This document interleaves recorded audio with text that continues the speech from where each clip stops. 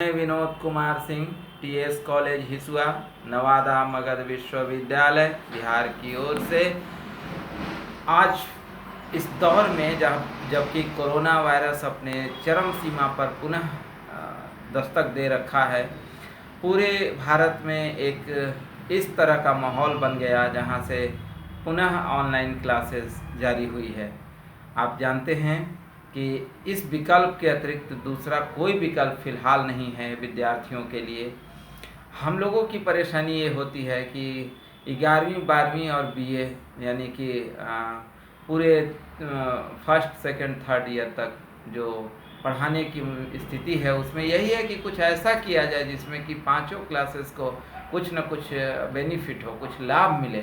इसके लिए आज हम लोग हिंदी विभाग में हिंदी साहित्य के इतिहास पर जो चर्चा हो रही थी उसी को हम गति देने का प्रयास करते हैं। आप जानते हैं कि हम लोगों की गाड़ी छायावाद पर जाकर रुकी थी और उसी छायावाद से हम आरंभ अपने आप को करते हुए नजर आ रहे हैं जब हम पुनः चीज़ों को गति दे रहे हैं। आप सबसे बातचीत हुई थी कि 4 स्तंभों पर ये छायावाद की छत तैयार हुई थी, जिसमें जयशंकर प्रसाद, सूर्यकांत त्रिपाठी निराला, महादेवी वर्मा और सुमित्रानंदन पंत थे। और इन चारों के स्तंभों पर खड़ी हुई यह इमारत छायावाद की बहुत लंबी और विशाल हुई।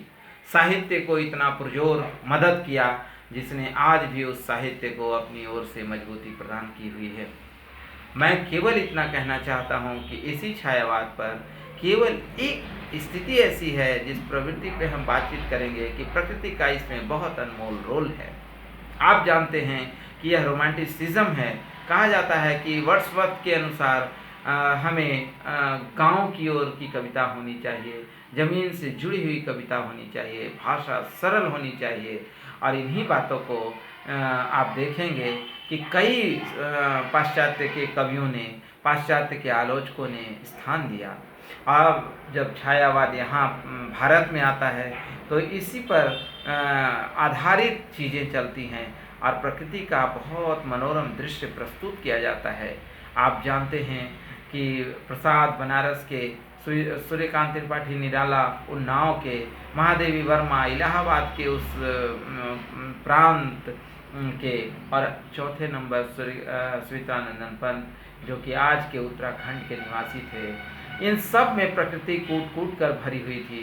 उसी प्रकृति में चीज़ों को स्थापित किया जा रहा था और चाँद, सूर्य, धरती, आसमान, पेड़ पौधे, फूल, पत्तियाँ, हवाएं, इन्हीं पे कविता आधारित बन रही थी और इन्हीं पे कविता की जा रही थी। कहा जा रहा था कि जो मानवीकरण है वो प्रकृति से जोड़कर किया जाता था।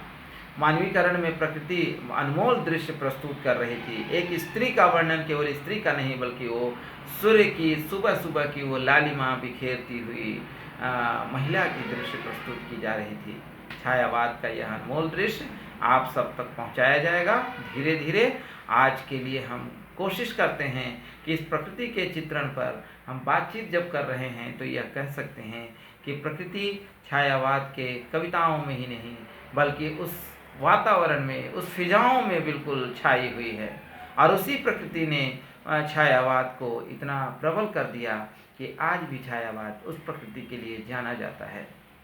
आप जानते हैं कि ऐसे तो बहुत सारे कवि और बहुत सारे लेखक आए, उसी दौर के आपके प्रेमचंद भी हैं, उसी दौर के कई रचनाकार हैं, आप शिवपूजन सहाय को भी नहीं छोड़ सकते।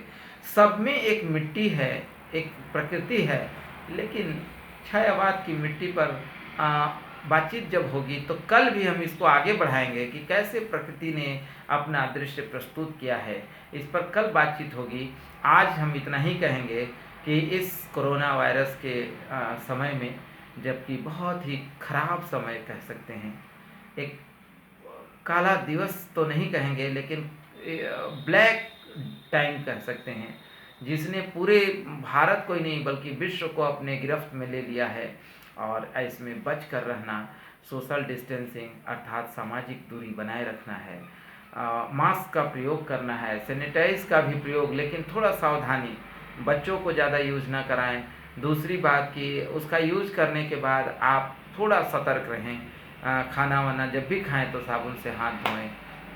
आप सब कुछ जानते हैं, कुछ बताने की ज़रूरत नहीं है, क्योंकि यह बीमारी लगभग 1 साल से ऊपर की है, तो आप सब जानकारी में है। लेकिन मैं केवल इतना कहना चाहता हूँ कि पढ़ाई में कोई डिस्टेंसिंग न रखें, किताबों से सामाजिक दूरी न बनाएं, किताबों से करीबी बना लें, और मनुष्य और मनुष्य में फ़र्क बस इतना रखें कि देह की दूरी होनी चाहिए, मन से जुड़ाव रखिए। और इस समय में आप खाली अपने आप को न बिताएं, खाली समय में कुछ न कुछ करें, कुछ अच्छा करें, कुछ पॉजिटिव करें, कुछ नहीं तो खाना बनाएं, कुछ नहीं तो घर की सफाई करें, पेड़ पौधे लगाएं, उससे न हो तो कुछ रचनाएं कर डालें, कहानी, कविता या कुछ लेख, डायरी, निबंध, कुछ भी लिख डालें। मतलब खाली समय शैतान का घर बन जाएगा। अतः आप अपना समय उपयोग करें, और उस उपयोग में कुछ क्रिएटिविटी आप लाएं, मतलब कुछ आप रचनात्मकता ला दें अपने अंदर। और जब रचनात्मकता आ जाएगी तो यही दौर जो ब्लैक टाइम कहा जा रहा है, काला समय है, वह बहुत ही सार्थक, सुदृढ़ और सफल होगा। आज के लिए इतना ही। अगली क्लास में हम लोग प्रकृति चित्रण पर विशेष बातचीत करेंगे। बहुत बहुत धन्यवाद, बहुत बहुत धन्यवाद। नमस्कार।